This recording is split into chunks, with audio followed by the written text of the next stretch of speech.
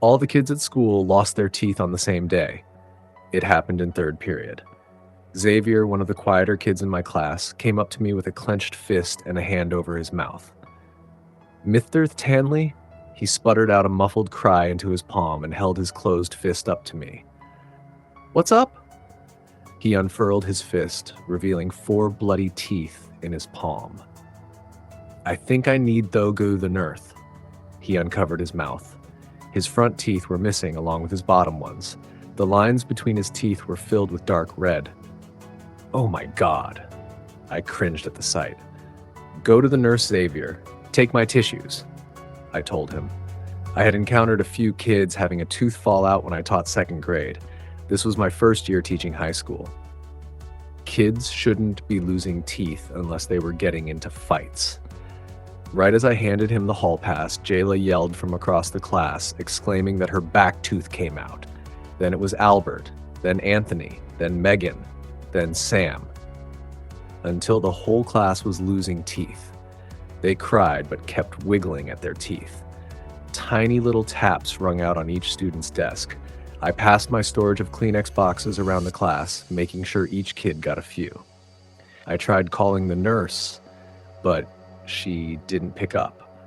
I walked to the front of the class and announced, "Everyone stay in here. I'm gonna go get the nurse. I'll be back soon." It seemed like all the other teachers had the same idea. Teachers crowded around in the nurse's empty office, asking about where the nurse went, others conversing about what happened in their classrooms. Everyone's story was the same. It started with one student, then the rest started losing them. I felt around in my mouth with my tongue, checking each tooth's sturdiness. Strong as ever.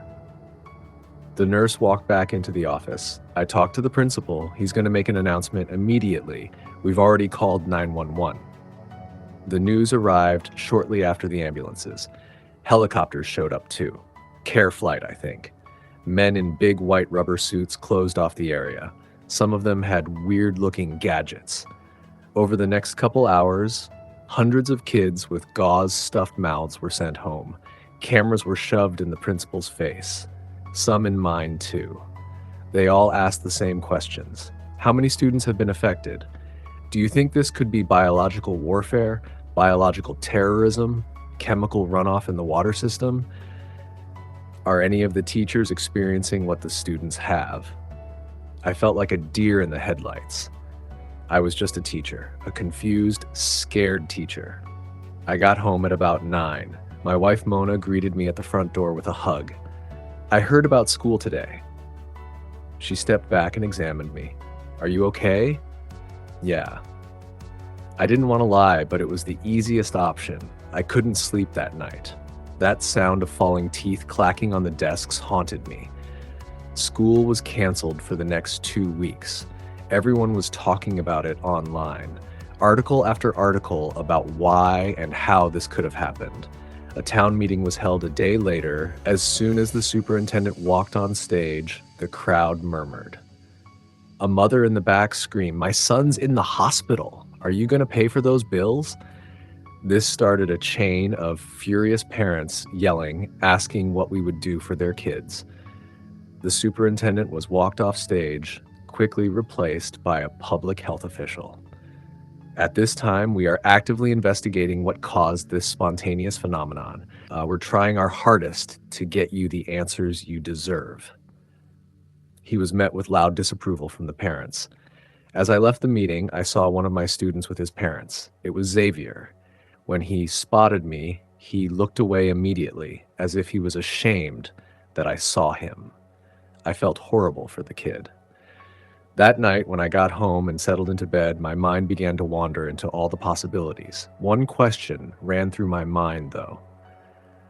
Why only the students? As I drifted off to sleep, I was jolted awake by a single loud knock on my front door. I stared at Mona. She was fast asleep. When I opened the door, a brown paper bag laid on my porch. Red tissue paper stuffed inside.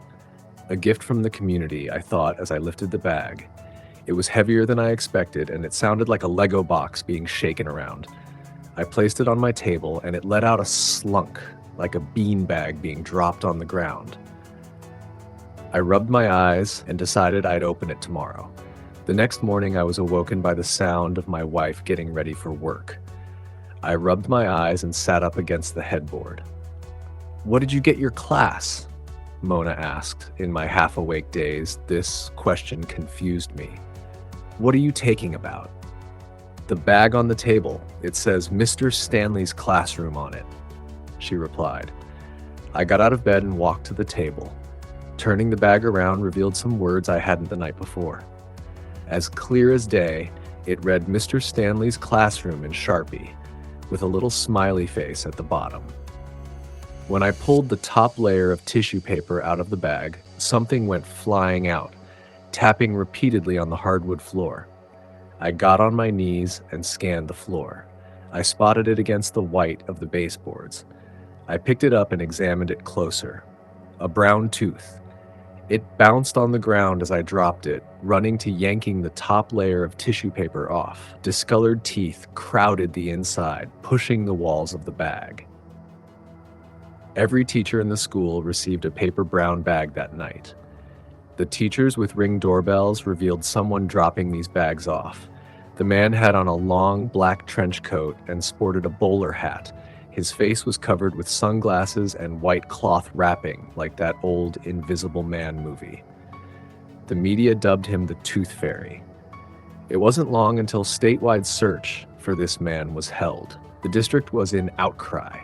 No abnormalities were found in the children's bodies, but the news still spun the story that this tooth fairy might have drugged the kids or somehow used radiation to make them lose their teeth. How he got them from the classrooms, no one knows. None of the cameras in the school caught him in the halls. My mom texted me and sent me the link of me on the news. "Look at you, Hollywood star, crazy stuff. Stacey safe. Love you, Mom." I don't think she really understood the magnitude of what happened, but at least she thinks I'm famous. I clicked on the video, and as soon as I did, there he was. Black trench coat, sunglasses, white face wrapping. As I spoke, stuttering on live news like the idiot I am, he was in the back helping a young girl replace gauze in her mouth. I showed this to the authorities.